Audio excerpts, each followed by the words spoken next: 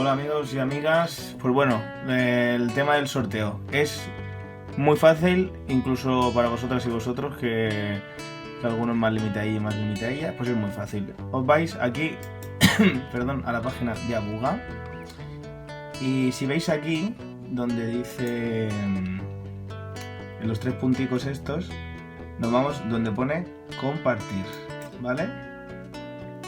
Y aquí en compartir, donde pone amigos, hay que darle a público. Muy bien. Y aquí hay que escribir un comentario, el que cada uno quiera. Pues seguir a Buga, que es muy majo, o seguirlo porque quiero participar en el concurso y luego ya me borraré. Cada uno y cada una que escriba lo que salga del mondonguillo, ¿vale? Yo, por ejemplo, voy a poner, esto es una prueba. Ahora viene la prueba. ¿Vale? Yo estoy haciendo aquí la prueba, entonces le dais aquí a compartir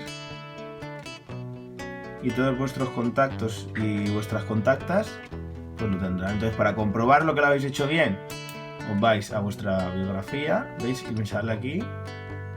Esto es una prueba. Ahora mismo hay 274. A ver si llegamos a los 300. Bueno, vosotros no llegáis a nada, llego yo. El caso es eso. Es muy sencillo. Solo hay que darle a compartir de forma pública y escribir un comentario.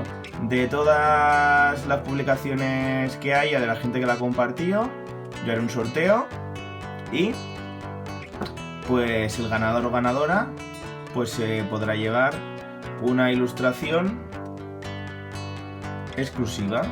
¿Y cuál es? Pues la que el ganador o ganadora quiera. El tamaño es DIN A5, medio folio. Y bueno, pues me pedís lo que queráis y os lo hago y os lo envío a casa